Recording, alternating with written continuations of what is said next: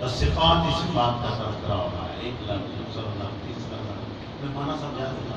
چوتھا پانچواں چھٹا ساتواں آٹھواں نو صفات کا تذکرہ کرنے کے بعد پھر اللہ نے اپنے نبی سے فرمایا ہے وَبَشِّرِ الْمُؤْمِنِينَ، اے میرا نبی ایسے ایمان والوں کو تو پھر جنت کی خوشخبری سنا.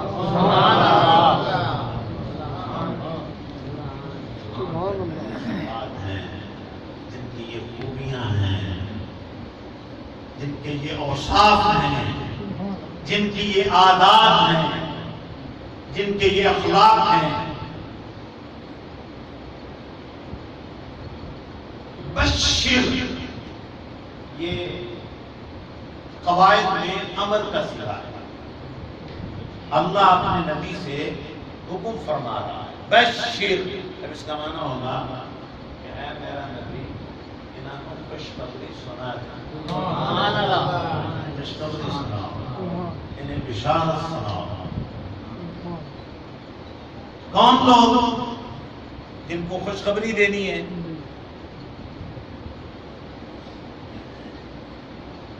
آپ صلی اللہ علیہ وسلم کو دور آئے المؤمنین.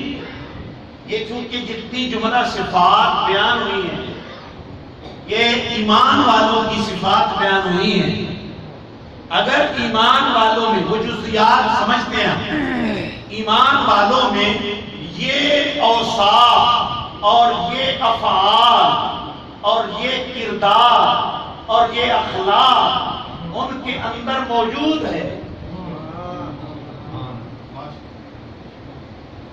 پایا جاتا ہے، تو اے میرا نبی انہیں سناؤ، انہیں خوشخبری دو. حضور سید دو عالم صلی اللہ علیہ وسلم کو اللہ نے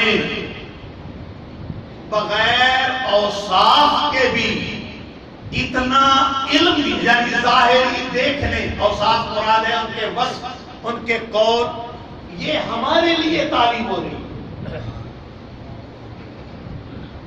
اگر جملہ سمجھنا میں سبحان اللہ. یہ قرآن پاک کا جملہ تعلیم کے لیے، تدریس کے لیے کہ کون لوگ ہیں حقدار جنت کی بشارت کے، کون لوگ ہیں جنہیں جنت کی بشارت سنائی جائے. مگر میرا نبی اوصاف دیکھنے کا محتاج نہیں ہے.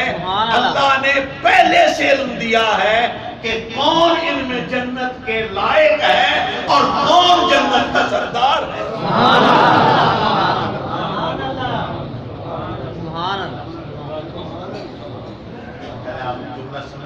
سبحان اللہ.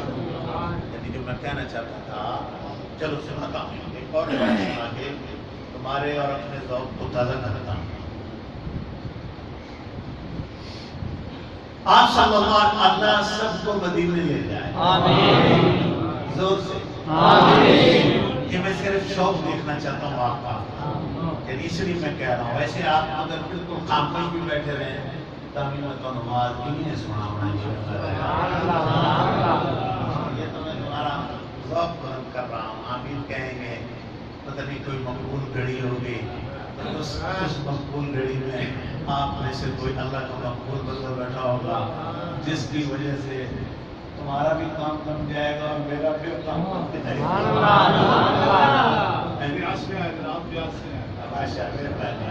تو موقع ہوگا، اس لیے کوئی آدمی یعنی جولی پھیلا کے بیٹھے. جو میں نے پہلے کہا ہے کہ یہ مجلس سعادت کی مجلس ہے. کوئی بندہ محروم نہیں جائے گا، جولیاں بھر کے جائے گا.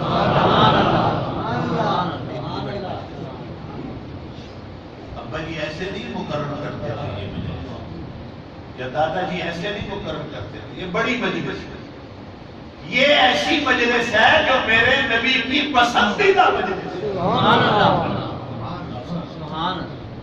میرے جن دوستوں کو، میرے جن عزیزوں کو جن کی قیادت میرے بڑے بھائی فرما رہے ہیں، یہ جن کو بھی یہ سعادت نصیب ہوئی ہے، میں سب لوگوں کو خراج تحسین پیش کرتا ہوں. آئیے سنیے میں کہنا چاہتا ہوں. مدینے لے جائے گا آمین آمین. تو مدینے میں ایک پہاڑ ہے جس کا نام ہے جبل احد. سبحان اللہ. احد پہاڑ. اس پہاڑ کے دمن میں ایک بہت بڑی جنگ بھی لڑی گئی. اسلامی تاریخ میں اس کا نام غزوہ احد ہے. اور اس میں بعض بڑے دردناک واقعات بھی ہوئے. صحابہ کرام کی ایک بہت بڑی جماعت شہید بھی ہوئی.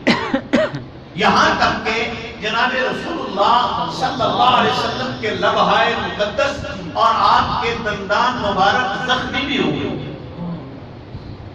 اور وہ پہاڑی، یہ وہ دھرتی، یہ وہ زمین، وہ اس اتنی مقدس ہے جس کو میرے نبی کے جسم کے پاکیزہ خون کے قطرے اپنے دامن میں سمونے کا موقع ملا.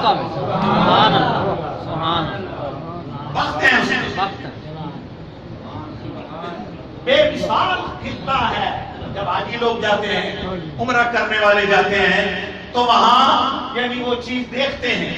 اب اس واقعہ کی بنیاد پر میرے حضور صلی اللہ علیہ وسلم کا ارشاد ہے. دیکھو نا اس نے چوسا، میرے نبی کا خون چوسا.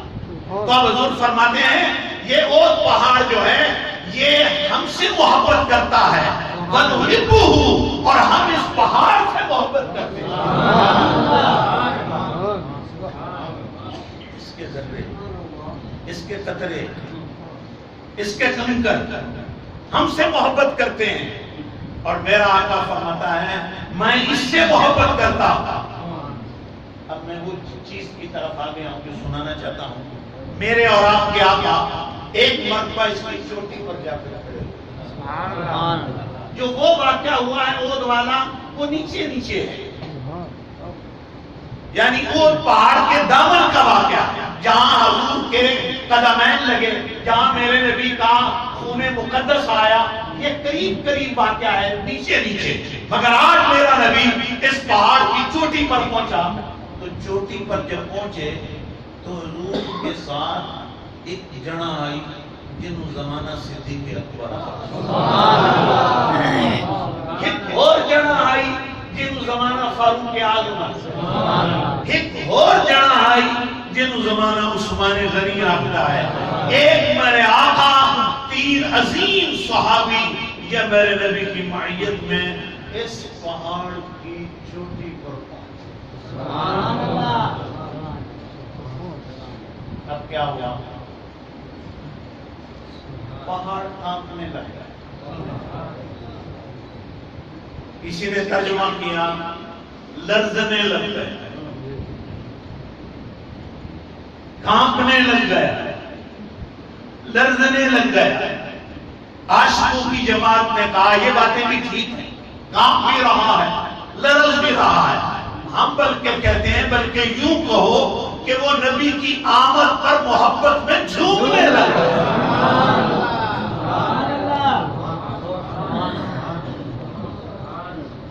بات وہی ہوتی ہے لیکن وہ کہتے ہیں کہ اس طرح کہو کہ یہ جھومنے لگا. اب پہاڑ جھوم رہا ہے. دیکھو پہاڑ پر قدم آئے حضور کے تو وہ جھوم اٹھا. ہم اپنے نبی کے محبوب کا ذکر کر رہے ہیں جس کو میرا نبی چومے، جس کو میرا نبی بوسے تھے، جس کے میرے نبی اس کی زلفوں میں اپنی انگلیوں سے کنگھی پھیرتے، جن نوجوانان کے لیے جنت سے جوڑوں کا اہتمام کرتے، جن کو اپنے قدموں پر بٹھا دے اور قدموں پر بٹھا کر پھر پیار اختیار دے اور کیا محبت فرمائیں. فرمایا حسین بیٹھ جا. حضور بیٹھے ہیں تو بچے ہوتے ہیں نا، تو بڑا کر سوار ہوئے، وہ آ کر سوار ہو گئے. آپ نے دونوں ہاتھ پکڑ لیے مضبوطی سے اٹھ کھڑے ہوئے. اب فرمایا چلو میں تمہیں سیر کراتا ہوں. جب سیر کرانے کی بات آئی حضور باہر نکلے تو کہا نانا بس ایسے میری مرضی کی سیر. کہا کیسے کرنا چاہتا ہے؟ عرض کی جدھر میری صلاح ہوئے ادھر مڑے کرو. میرے نبی نے فرمایا پھر میری زلفیں پکڑ لے حسین، اگر دائیں موڑنے کا ارادہ ہو تو دائیں طرف ہلا دینا، اگر بائیں موڑنے کا ارادہ ہو تو بائیں طرف.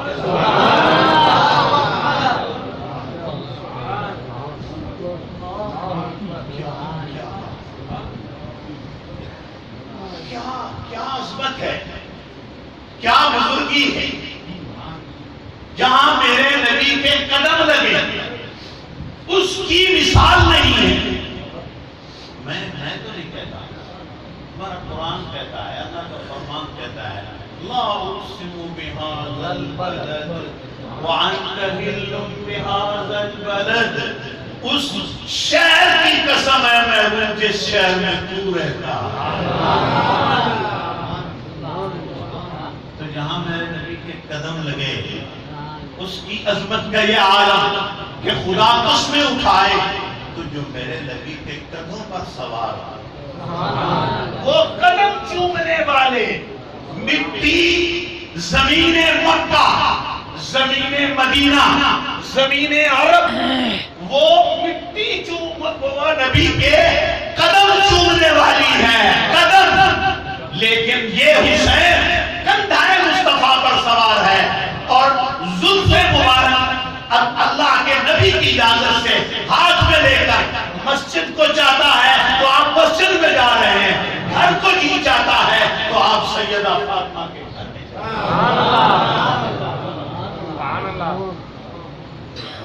ان کا ذکر خیر، ان کی بات. میرے نبی کے قدم لگے پہاڑ کیا ہوا؟ ہمارا یاد کرو کیا ہوا؟ دیکھو بھائی جھومنے لگ گیا. میں اپنے اصل اس جملے کی طرف آ رہا ہوں جس کے لیے واقعہ سنایا. میرا نبی اوپر کھڑے، پہاڑ جھوم رہا ہے، موجاں پہ مار گئے. بلکہ میں اگر یوں کہوں اور آپ کا دل بھی میرے ساتھ ملے تو یہاں مجھے گولڑے والی ہستی یاد آ رہی ہے کہ پہاڑ یہ کہہ رہا تھا کتنے میرے علی کتنے تیرے شاہ.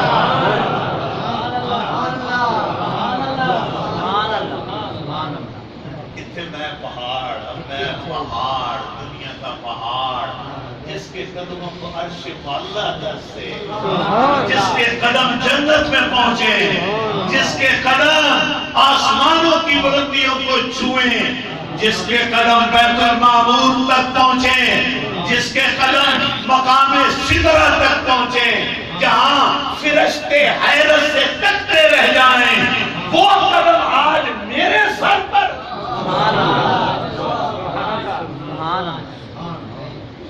وہ کیا کہہ رہا ہے؟ میں پیر میں نشانی گل سنا.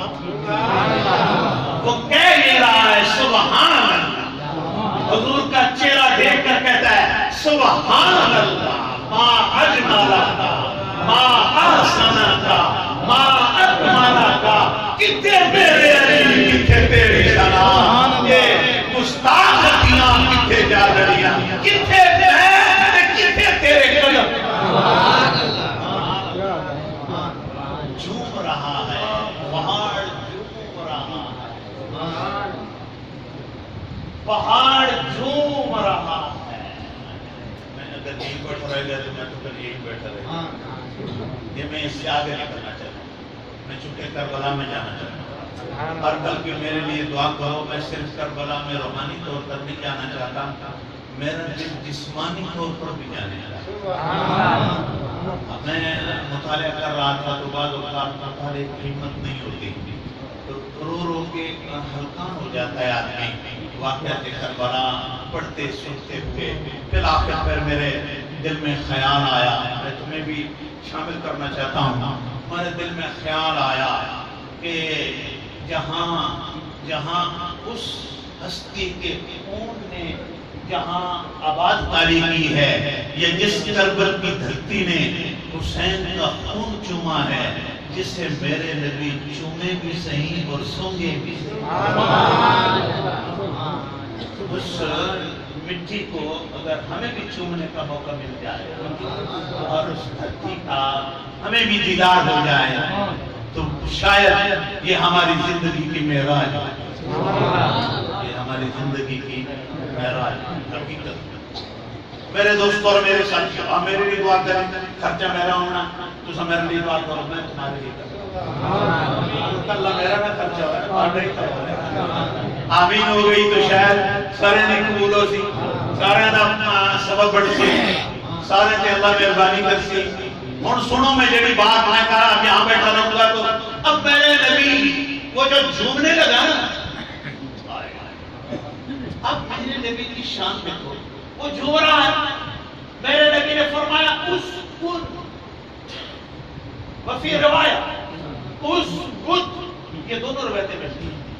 اسکت اس کا معنی ہے سالم رہے، ثابت رہے، سالم رہے، یعنی یہ جھومنا بند کر. اسکن اس کا معنی ہے قرار پکڑ، ساکن ہو. اسکن حضور حکم کر رہے ہیں، میرا نبی پتھران حکم کرے تو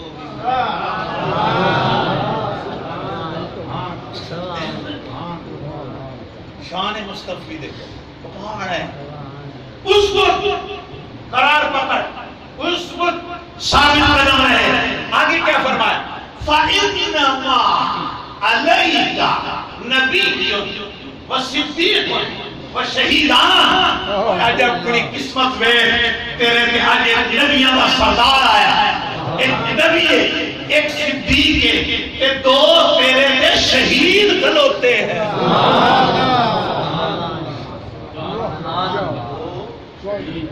وہ شہید کھلوتے ہیں. ابھی تو ان کے انجام کا معاملہ ہونا ہے، ابھی تو وہ موجود ہیں، ابھی تو وہ موجود ہیں. میں کہنا یہ چاہتا ہوں کہ میرے نبی دیکھ کر فیصلہ نہیں کرتے کہ وہ دیکھیں گے بس تو پھر کہیں گے. دیکھیں گے، اگر سمجھ آئی میری، دیکھیں گے تو پھر کہیں گے، پھر بشارت دیں گے.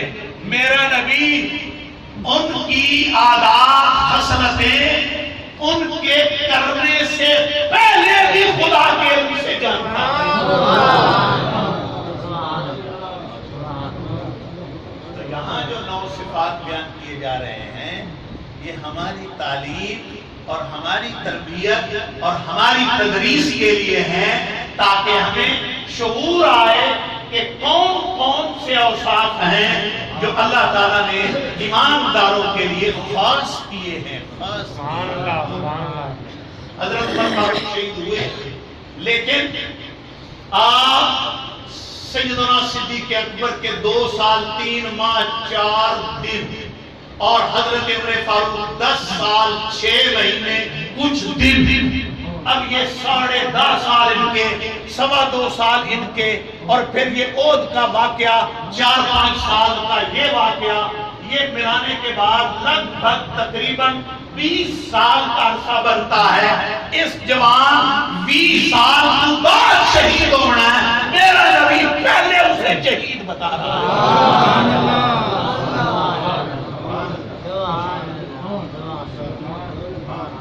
اسی طرح حضرت عثمان، پھر ان کے 12 سال شامل کر لیے جائیں تو وہ 30-32 سال کا وقفہ ہو گیا. وہ 30-32 سال کے بعد واقعہ رونما ہوگا، مگر میرے نبی سرور کائنات صلی اللہ علیہ وسلم پہلے خبر دے رہے ہیں، پہلے کہ یہ عثمان بھی شہید کیا جائے گا اور عمر فاروق بھی شہید کیا جائے گا.